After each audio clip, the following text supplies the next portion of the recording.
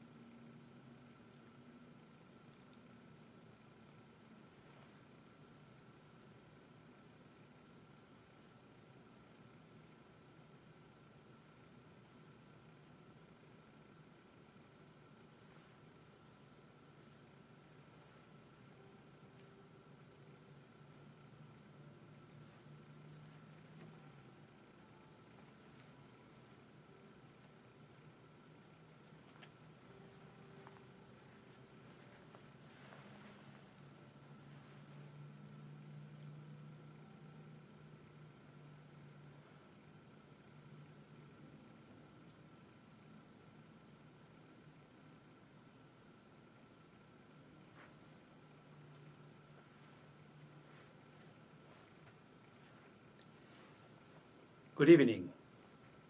Welcome.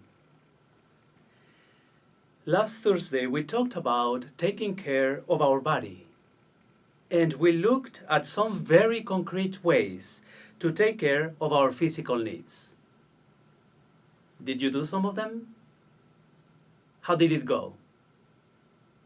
I do hope and pray that you found at least one thing that was good for you and that helped you take care of your body, to honor your body, to relax it.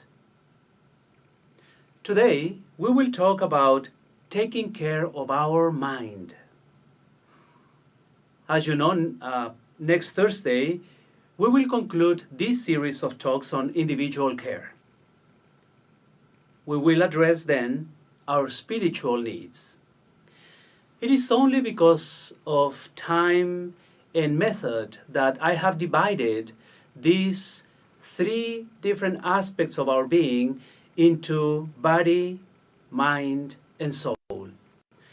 But as I mentioned last Thursday, it is important for us to keep in mind that we are talking about a unity. And that means, of course, that we are supposed to take care of our entire being.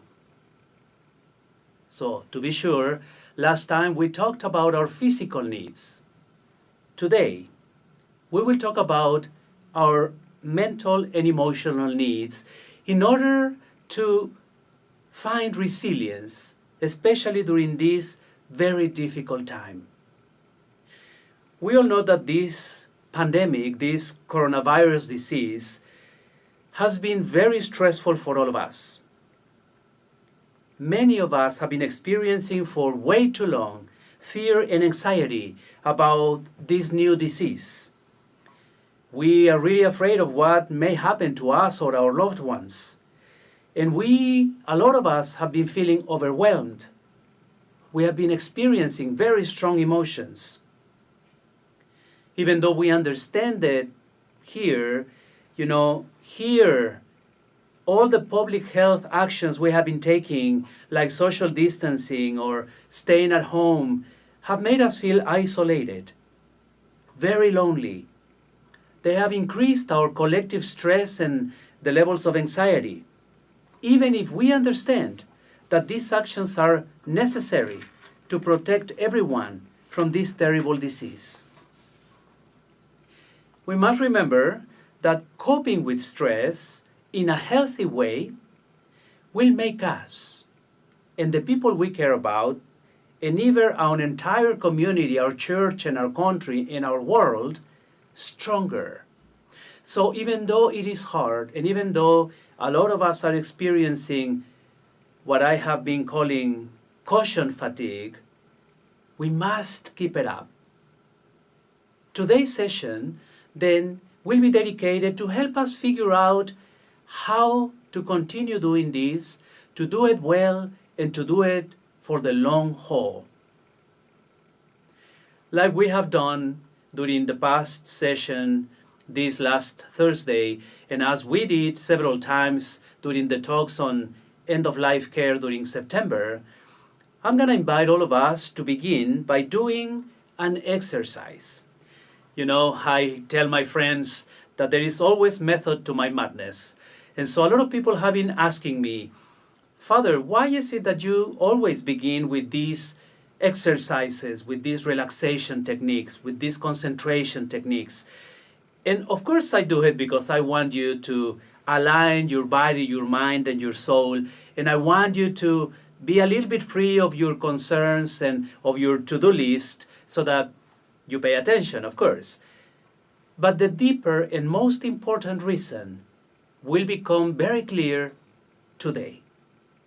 For months, I have been very concerned about the emotional and spiritual toll, not to mention the physical toll, that this pandemic has had in all of us. So that is why I decided that it was important for me to invite all of us to use these wonderful techniques, these relaxation exercises, so that we may be able to calm down, to be mindful of what's happening, to be able to name what we are experiencing, and to bring it to a place of wholeness, healing, and holiness. So without further ado, most of you who have been listening to my talks know that I'm going to ask you to please let everything go, everything you have in your hands, put it aside, don't just drop it, and sit in a very comfortable position. Now, please don't lie down because you're going to fall asleep. And again, as I have said in the past, if you may fall asleep, well then, may God bless you and may you find rest in the Holy Spirit. But just please sit in a comfortable position. And as I have mentioned in the past, Some of us do not feel comfortable doing this, so it is not necessary, even though it does help immensely. So if you can, if you feel okay doing it, please close your eyes.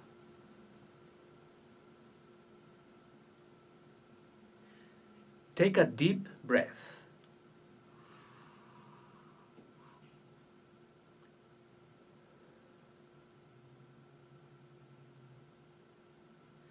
Take another deep breath, but this time bring your focus to the inhale.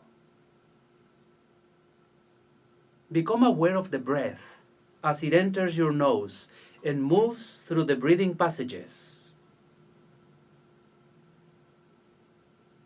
Feel the expansion of the abdomen as your lungs fill up. Now you can keep breathing slowly, of course. And every time you inhale, become aware of the breath as it enters your nose and moves through your breathing passages. And feel the expansion of your abdomen as your lungs fill up. I'm going to allow you to take 2 deep breaths, being aware of all of this that is happening in your body.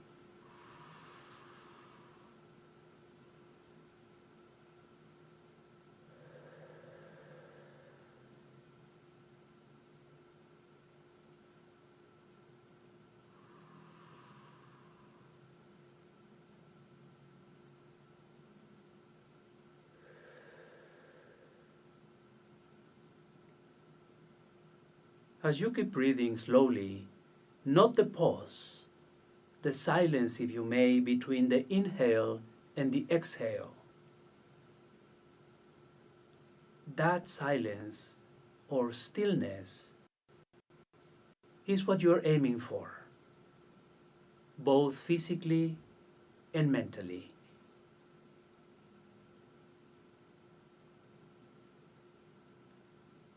On your next breath, focus on the exhale.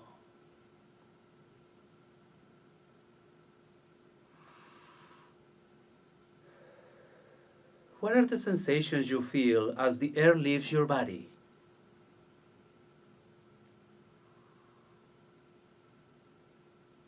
Take a couple of deep breaths and focus your attention on the exhale and the sensations you feel as the air leaves your body.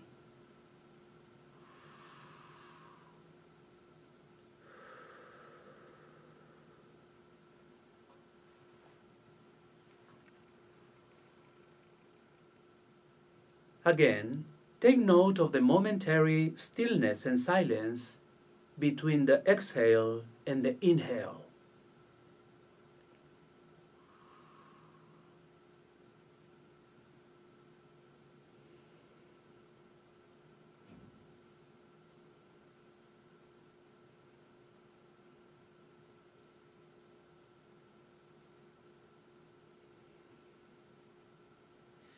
As you keep breathing deeply and slowly,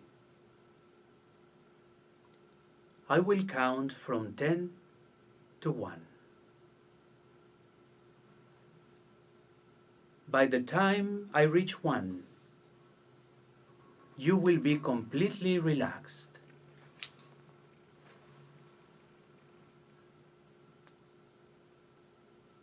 10. Inhale.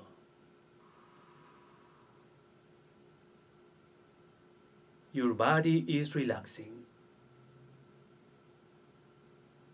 9. Exhale. Your mind follows my voice. 8. Inhale. Your body is relaxing.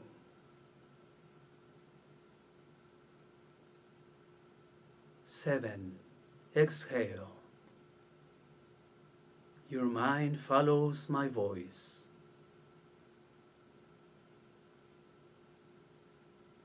6. Inhale. Your body feels heavy.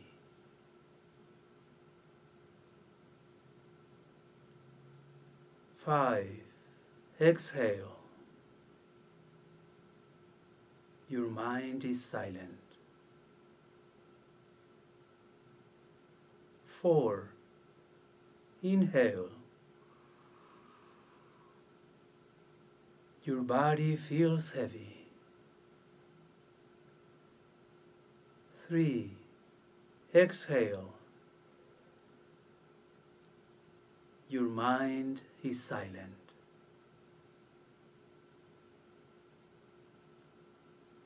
2. Inhale.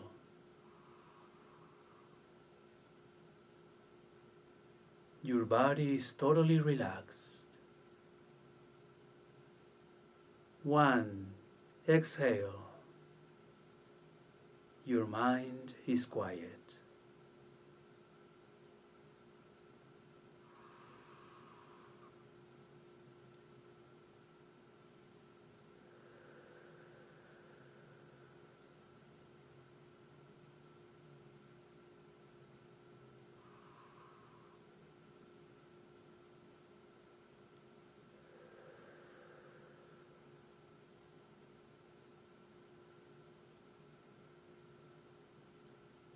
God, give us grace to accept with serenity the things that cannot be changed,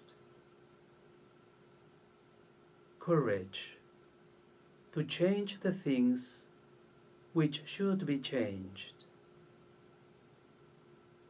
and the wisdom to distinguish the one from the other, living one day at a time, enjoying one moment at a time, accepting hardship as a pathway to peace, taking, as Jesus did, this world as it is, not as we would have it,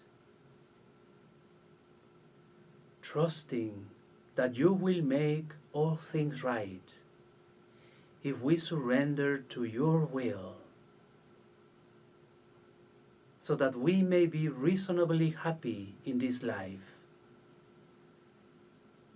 and supremely happy with you forever in the next. Amen.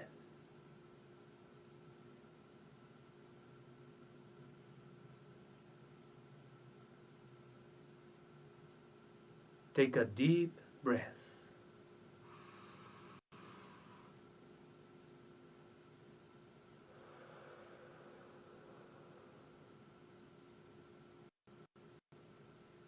Begin to feel your body slowly.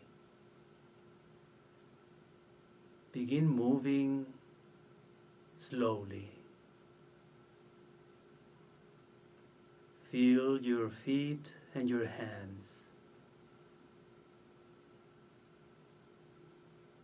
Take another deep breath.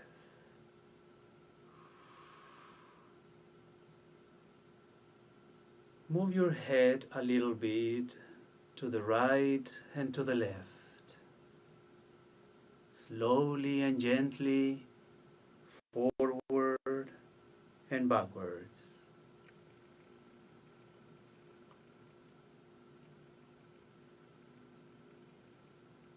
Take another deep breath. And whenever you're ready, open your eyes.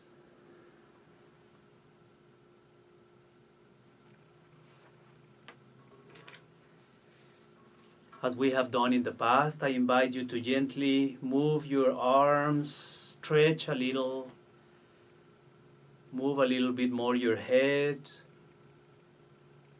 right to left and forth. Okay. I have been tempted for a while to take a little poll and ask you to somehow let me know if you fell asleep. Once again, if you are sleeping, I hope that you're resting. That means your body and your mind and even your soul needed the rest. If you're back with us, with me today, let me explain what we're going to do for the rest of our time together. I usually appeal to your intellect.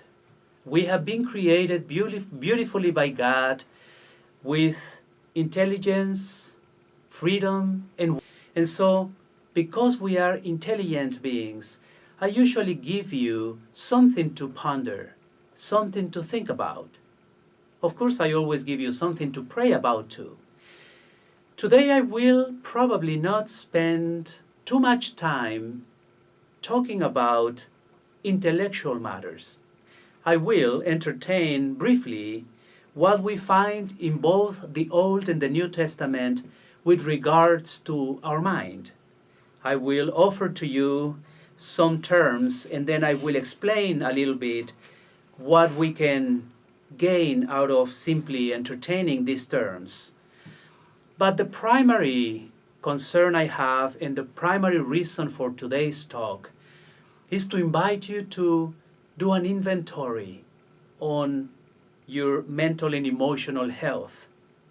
And then, of course, I'm going to invite you, as I did last week with your body, to try to figure out ways in which you can take care or take better care of your mind. So without further ado, let me just jump in and tell you that in both the Old and the New Testaments, we can find some terms that may be roughly translated into English as mind. But there is no one precise term that may correspond to what we understand as mind today. There are three such words in the Old Testament, in the Hebrew Scriptures. The first one is called leb, and in a transliteration into English, that would be L-E-B-H. And these words can be translated as mind or even heart. And that is a very interesting insight right there into ancient cultures, into Middle Easterner way of thinking, all the way back to the prophet Isaiah or the writer or writers of the Psalms.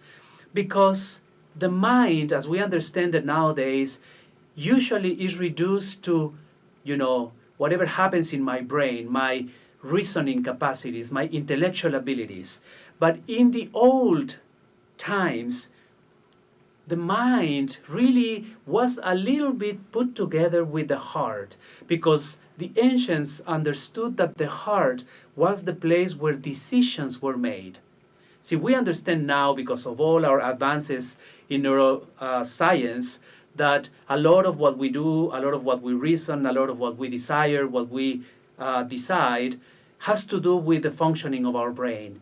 For the ancients, it was the heart that was the center of decision. And so leb has a lot to do with mind/heart. Nefesh, as we saw during our past conversation last Thursday, can be translated as soul. But as I mentioned last week, it can also be translated as mind. And nefesh, as you remember, is closely associated with the third term, Hebrew term, which is the ruach, that I also mentioned last week. The ruach that can be translated as spirit, if you remember. If you really want to get a better explanation, please look at last week's talk.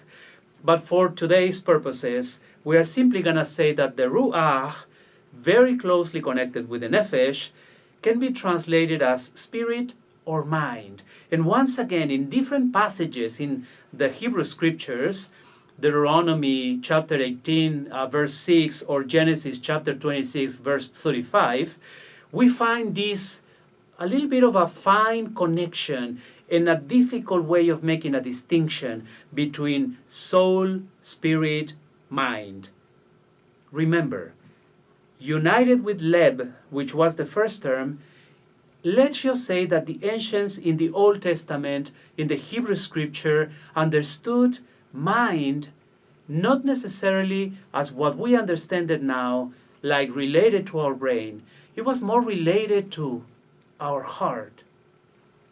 if you're a scientist, if you're a psychologist or a psychiatrist, if you have studied, behavioral sciences, this is a fascinating insight and something that I have been studying for a long while that I just want to put out there for further conversation, which is that for a long time, we placed a very strong emphasis in behavior as ruled solely by our intellect. And so recent studies in, advanced science, behavioral science, have shown that a lot of the time people want to know. They really and truly want to be educated about our lives, but that decisions are rarely made solely, I emphasize, solely on what we know. It is fascinating, when you study, for example, preaching or storytelling, we have been told by experts that people will be convinced not by the, depth or the eloquence or the, incredible, well put together thoughts that you can communicate to them. They are more moved to action, to transformation, to conversion by how they feel. I know this is debatable, and that's why I'm just putting it out there for some of you to talk it out with your friends. If you want to engage with me, of course, some of you know how to get in touch with me, so it would be a fascinating conversation. So for now, let's just say that the Old Testament, the Hebrew Scriptures, the Middle Eastern ancient wisdom invite us to remember that the mind has to do with both what we know and what we feel, what we experience.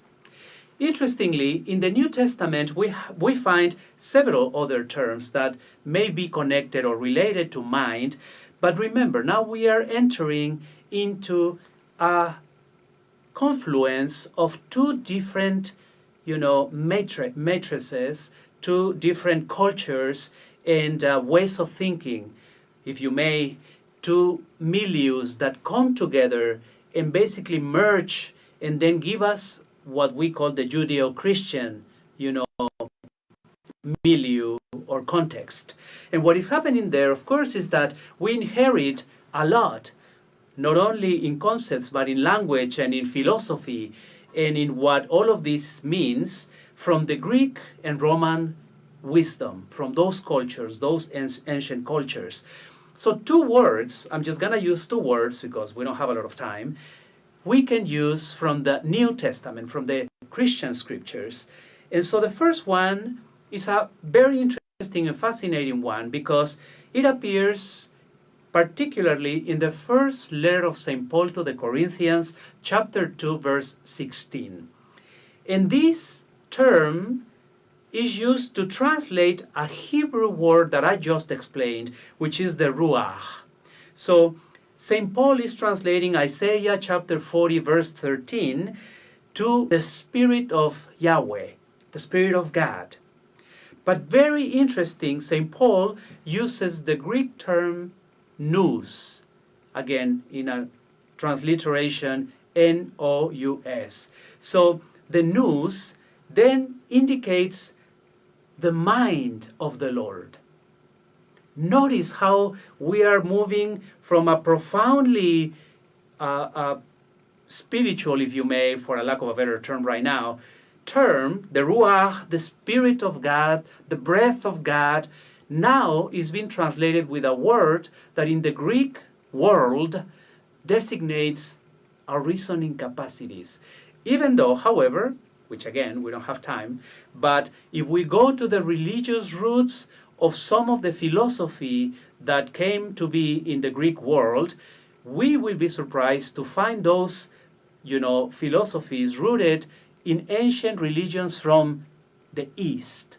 So even though, we're talking about the Ruach from the Hebrew world, and now we're talking about the nous that comes from the Greek world, this word, nous, can be found in ancient traditions all the way to, millennia before Jesus became, incarnate and walked among us.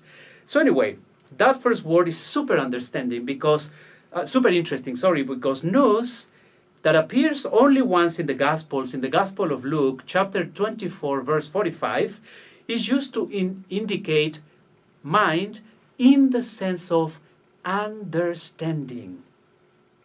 So that is, however, not the only use of nous in the Christian scriptures, in the New Testament. If we go to the corpus of, the Pauline corpus, meaning the epistles of St. Paul, for example, Colossians chapter 2, verse 18, or Romans chapter 7, verse 25, or, Romans 12, 2, or Romans 1, 28, I can give you several other Bible verses. Mind becomes now a term that he uses to indicate certain moral characteristics. For example, in Colossians chapter 2, verse 18, he will use it as mind corrupted by flesh. In Romans 7, 25, however, he uses it to say that mind stands against the desires of the flesh. In Romans 1, verse 28, he will use it as to indicate a reprobate mind.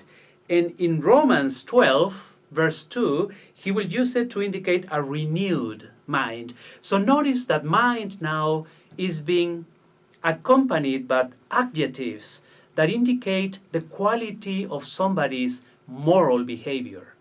So it is fascinating how we are now moving from, words that indicate the center of decision based on what we understand and what we feel, to mind as understanding, and how understanding can be corrupted by the desires of the flesh, or can be purified by its distancing from the desires of the flesh.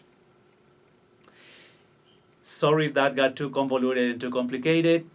Let me just say that it is important for us to understand that the first term in the New Testament that is used to indicate our mind is the nous.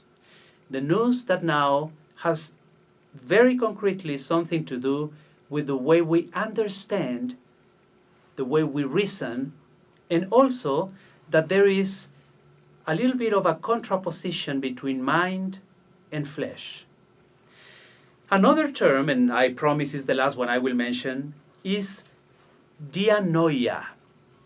Another Greek word, dianoia or dianoia, depending on how it is pronounced, it is a compound word. So the first particle is dia, D-I-A, dia, which in Greek means through. And then noia has the root word as nous, that you already know because I mentioned it just a moment ago, which is a word for mind. Now, if we put these two together, now fascinating for those of us who like linguistics and languages, through the mind, dianoia.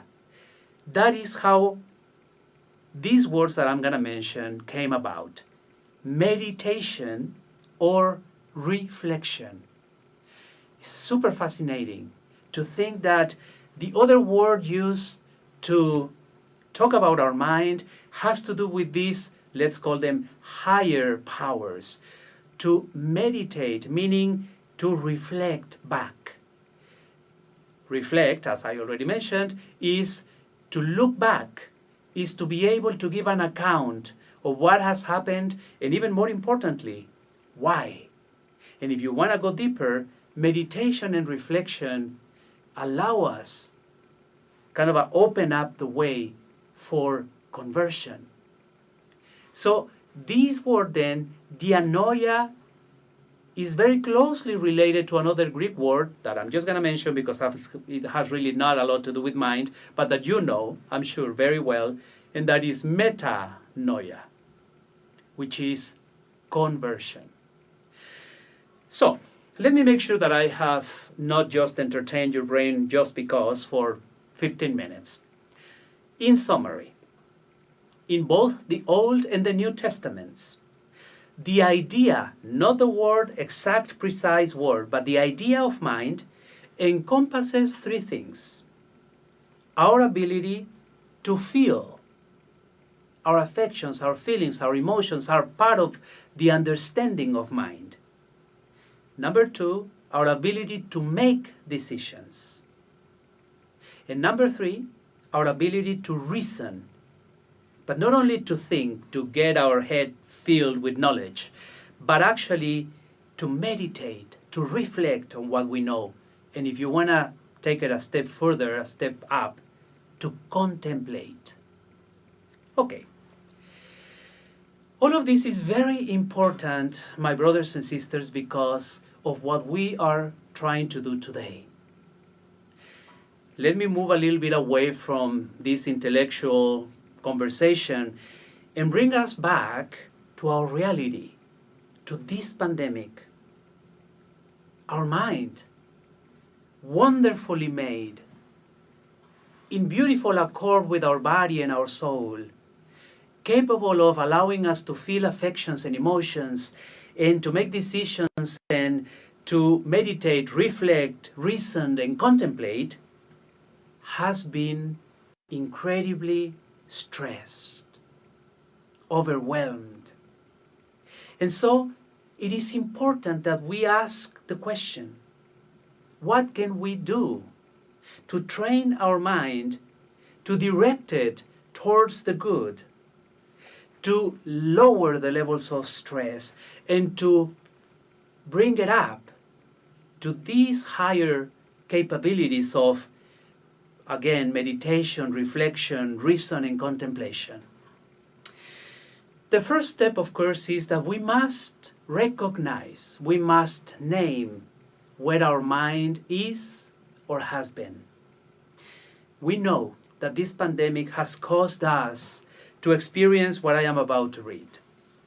This is a list I have compiled not out of any internet search web or engine, but out of my experience of talking and ministering to you, to people like you. Our mind has been pestered by fear and worry about our own health or the health of our loved ones, about our financial situation, our job, the loss of support services we rely on. Because of that, many of us have been experiencing changes in our sleeping and or eating patterns. And you may be thinking, what does that have to do with my mind? Well, because your mind, which again, with modern understanding of the mind, of course, has a lot to do with how your brain and your body functions, is trying to compensate. Comfort food, right? A lot of us, because of this overload of negativity and stress and anxiety and fear and worry, we have difficulty concentrating, right? A lot of us have noticed the worsening of chronic mental and physical health problems. A lot of us have noticed worsening of, some of our, coping mechanisms, especially those who are negative coping mechanisms, namely our use of tobacco or alcohol or other substances. I am reading this list because it is important for us to understand that if we do not take care of our body in the way that we mentioned last week, if we do not take care of our mind, as I am about to mention today, and if we do not take care of our soul, as I will mention next week, all of these things become unmanageable. Sadly, some people are experiencing horribly terrible and difficult realities that I also must mention right now. So please, pay attention to what I am about to say. This is a public service announcement. It is also literally an invitation. And I have done this in the past, and I'm not ashamed or afraid or embarrassed to do this. I cannot, because then you wouldn't see me, but I could even go down on my knees if you need me to beg you in that way. But please listen to what I am about to say. Some people in our community It may be you. It may be somebody in your family. It may be a friend. It may be somebody you know, even in your church group or in your neighborhood. People in our communities have been experiencing crisis. Some of them are emotional. Some people are having breakdowns. Some others are suffering from substance abuse. Some others are suffering from domestic violence. And then some others are suffering from even suicidal ideations. And it breaks my heart because some of them are young men and women. To you, if you are going through any of these things I have mentioned, please listen to me. You're not alone. There is help out there.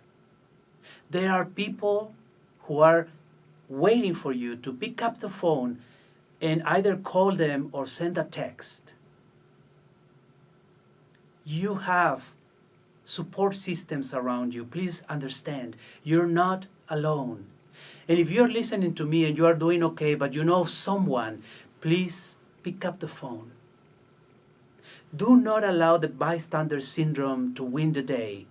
And if you do not know what that is, it simply means that sometimes, because we have been trained that way, we believe that, well, it's not my business. I cannot really intervene because, it's private issue. And many times when we have decided to just use that as an excuse, people have died when we could have prevented it. So please, please, please, if you are feeling down, if you're suffering from any crisis that I mentioned or others, know that there is help out there. You can call the Disaster Distress Helpline. And I'm going to read this number 3 times because I'm giving everyone a chance to get something to write with and on. You can do it on your phone if you are very well versed at that.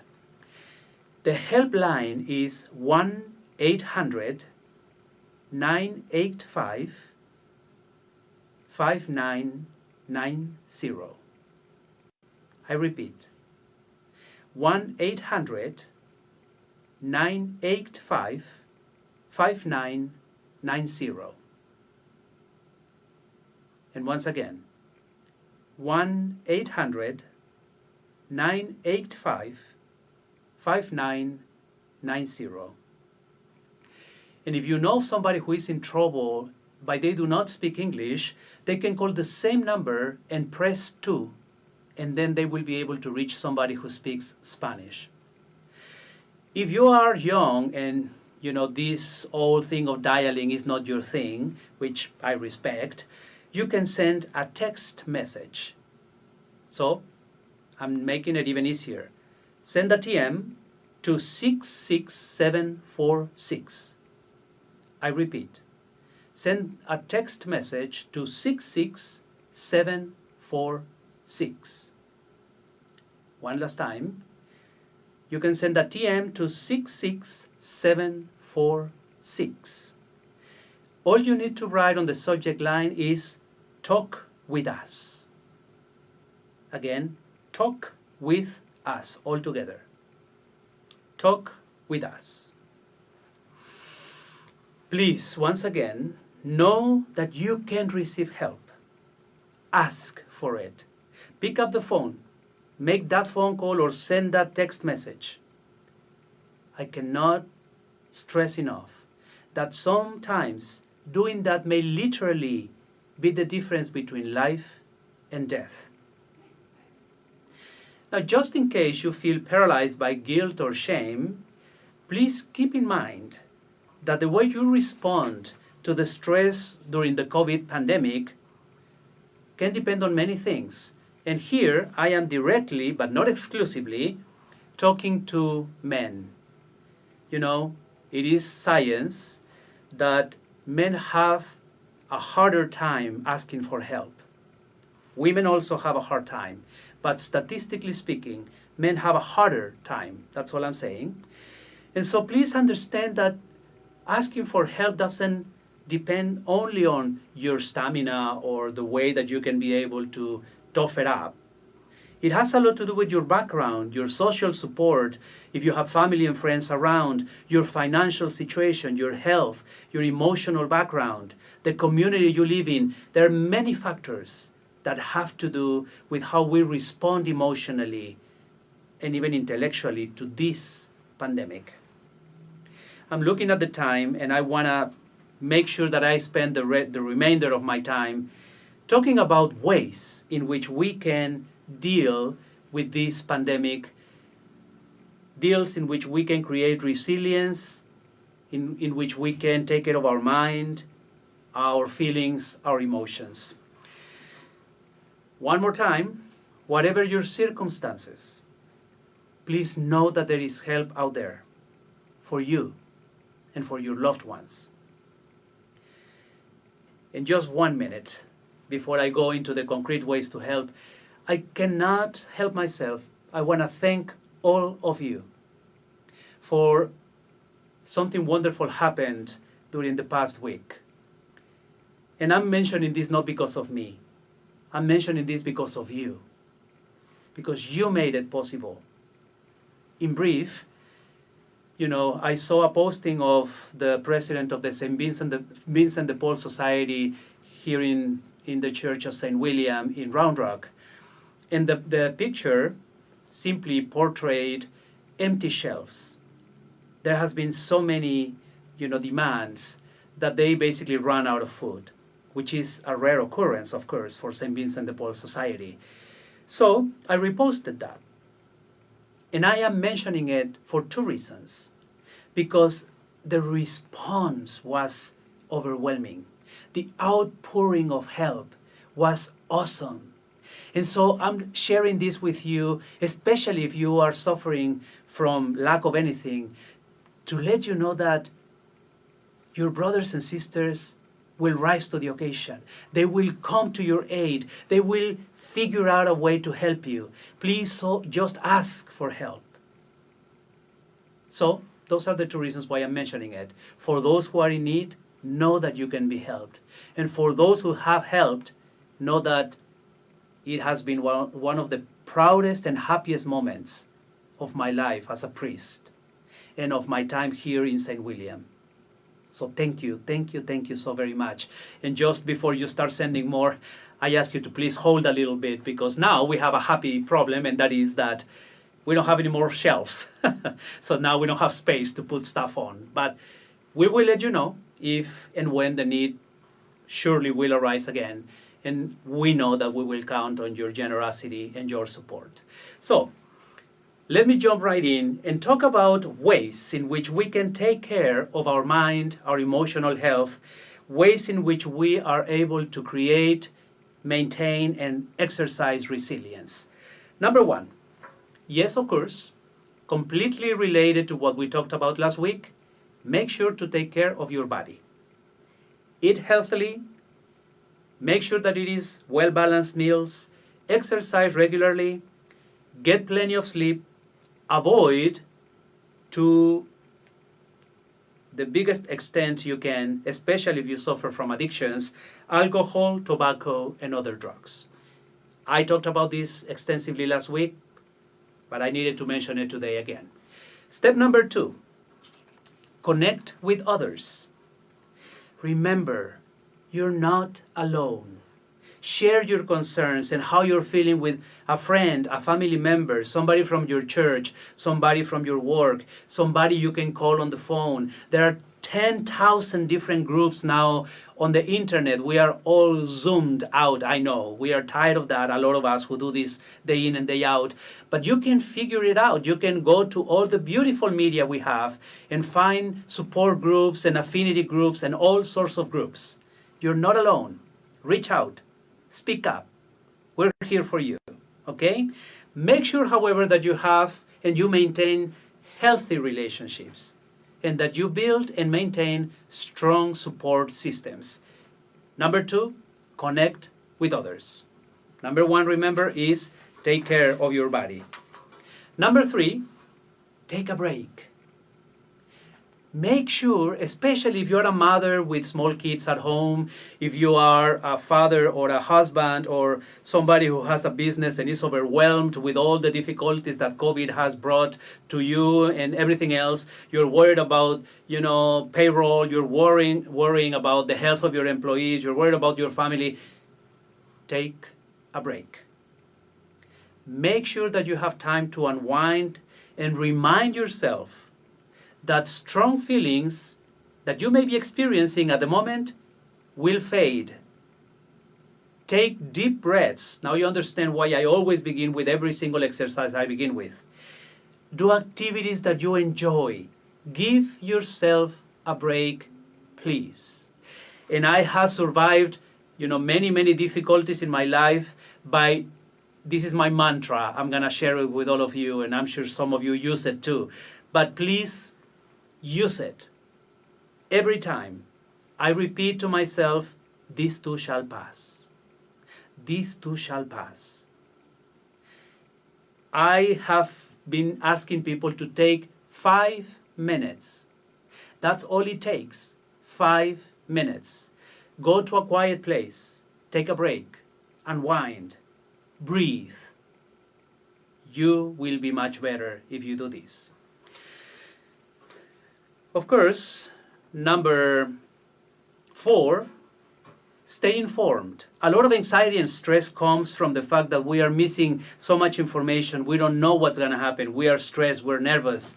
So watch, listen, read. Be aware, however, that, of course, there are many rumors and false information all over the place, right? Especially on social media. So, as you are trying to keep informed and educated, check your sources. Turn to reliable sources of information. Make sure that you are always analyzing what you're reading, what you're hearing. Make sure that you know the source. And of course, it usually helps, even if it is hard and painful, to listen to 2 sides of the argument as opposed to stay only on one little corner. A lot of things that we believe are because we are being manipulated by listening to the same people all the time. Remember, that's why I began by explaining to you what the ancients believed about our mind. God gave you intelligence to be able to discern, to think, to decide on your own. Please, inform yourself.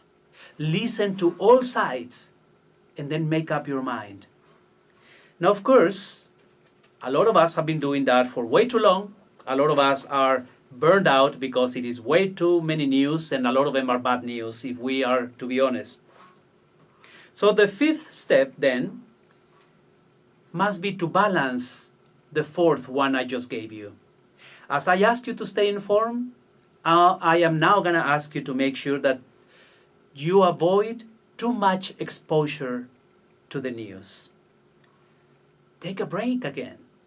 Stop watching all the time, reading all the time, listening all the time to news, especially bad news, especially divisive news, especially negative and dark and hateful. It can be very upsetting, and we know, a lot of us know, because we are experiencing it right now. It is way too much. Have you ever noticed that media, I don't care which channel or which side, usually portrays the negative? For every 10 media announcements, programs that you're watching, ask yourself how many of them are positive. Ask yourself how many of them have given you hope. How many of them had allowed you to say, okay, now I can rest because this was so good. Take a break. Yes, you must stay informed, but you must avoid too much exposure because it becomes unmanageable. So do enjoyable activities and then return to your normal life as much as possible, and then check for updates between breaks. But don't allow this to become, all the time. That is not good for your health. Of course, number 6 is meditate.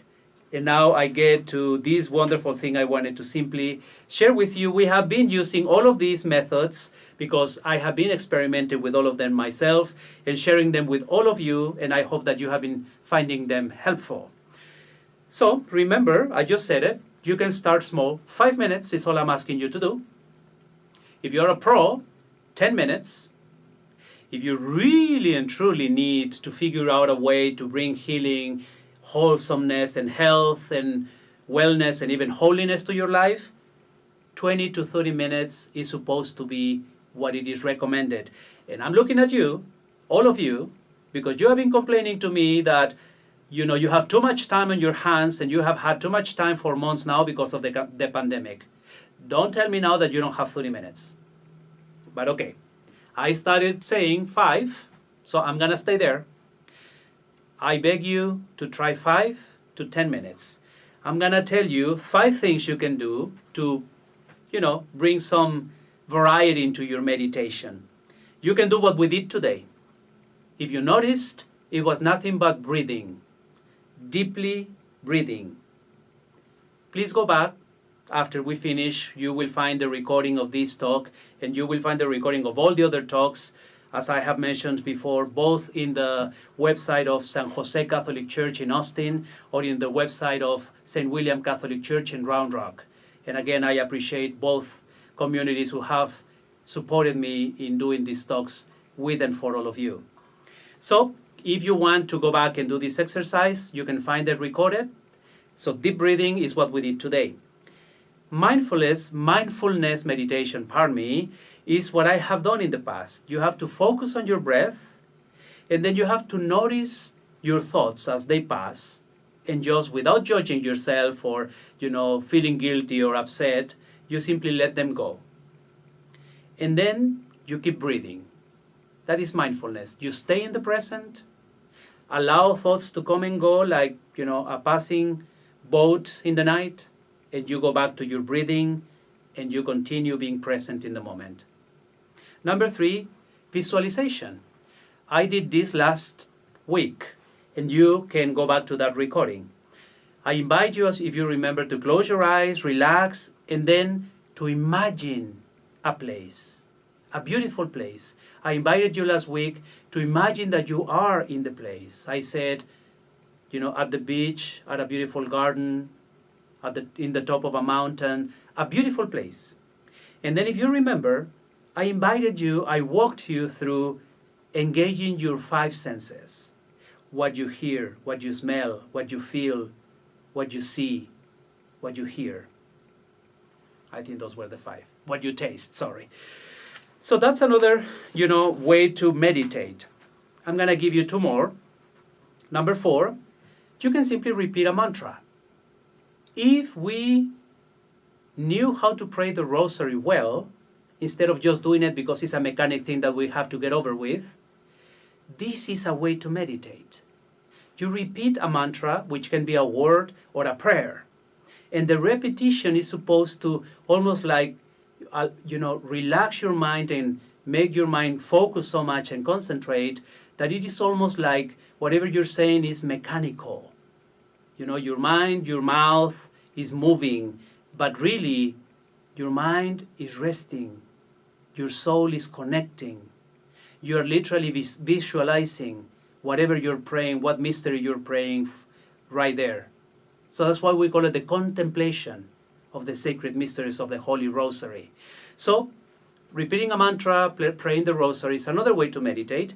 And finally, if you are very active, if you need to do something with your body, if you cannot sit still, and all of this that I have mentioned sounds boring, and you just cannot do any of that, because I see you, some of you have said that to me, try a meditative form of exercise. And I'm just going to mention them because I'm running out of time, and I want you to simply go in and look them up. You have heard the names. Understand that I'm inviting you to do the physical part of it. I'm not into recommending any other type of involvement with philosophies or whatever. I just said a meditative form of exercise, physical exercise that connects with your mind. Try Tai Chi or Qigong. Tai Chi is very famous. Qigong is a little bit less well known, but it is important that you can do that. Okay, I repeat 5 different ways to meditate. Deep breathing, mindfulness, meaning staying in the moment, visualization, repeating a mantra, like praying the rosary, or participating in a meditative form of physical exercise like Tai Chi. I want to simply repeat this because it is super important for me. Bear with me, please. Seek help when and if you need it. That is the last recommendation, and it was the first, on building up resilience and taking care of your mind and your emotional needs. If the stress has impacted your daily life, if this has been going on for days or weeks, talk to a priest, a clergy member, a counselor, a doctor, or contact one of the numbers or text one of the numbers I gave you a little bit before. I would like to end today's talk by inviting you to engage in another exercise. I am sorry if I go a little bit over my time, but I believe this is super important. I give you this as a gift. I give you this as a gift for your body, for your mind, and for your soul. So if you could please sit comfortably once again, leave everything, put it to the side. If you can close your eyes, if you feel comfortable doing it. And without straining or concentrating, just relax your body. Take a deep breath.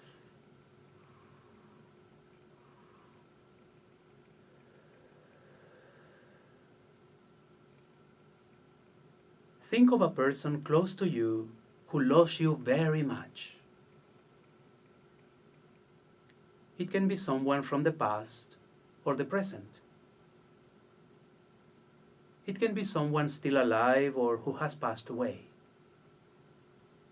It can be Jesus, the Virgin Mary, or your favorite saint.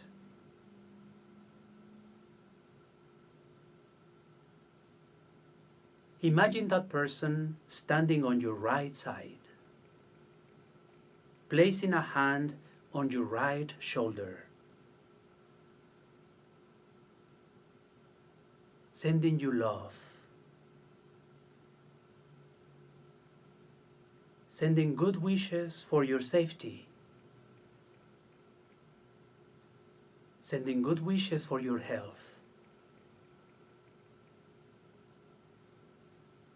Feel the warm love coming from that person to you.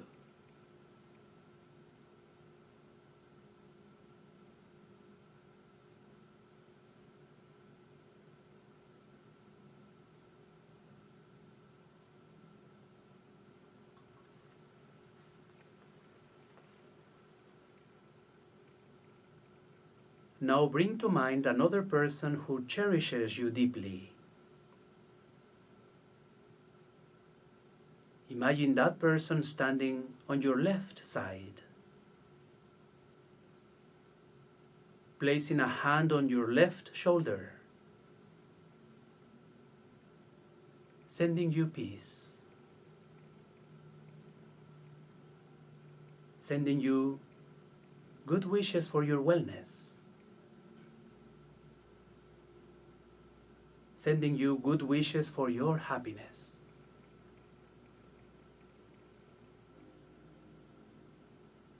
Feel the kind love coming to you from that person.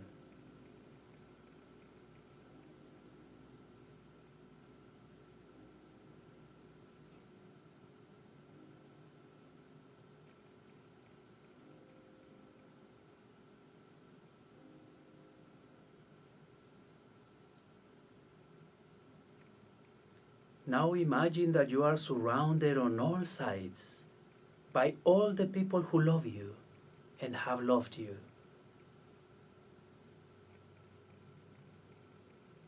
Picture all your friends and loved ones surrounding you, both dead and alive. They are standing by you, filling you with peace, well-being, and joy. Bask in the warm wishes and love coming from all sides.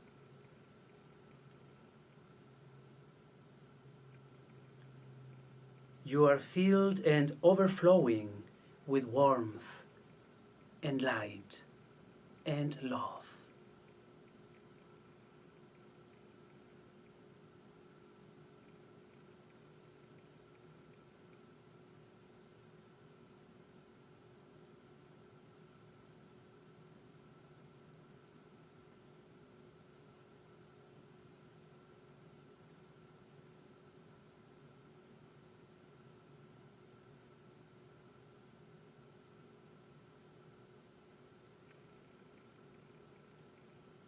One by one, they smile at you.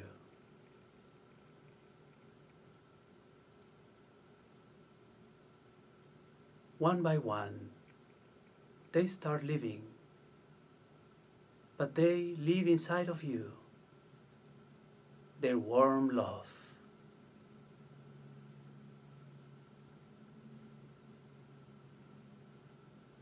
Smile back. Say, so long.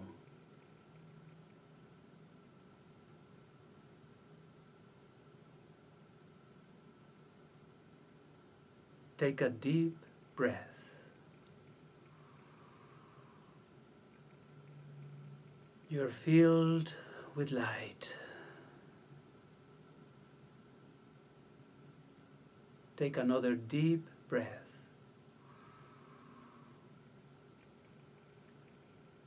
You are filled with love. Take another deep breath. You are filled with peace. And whenever you're ready, open your eyes.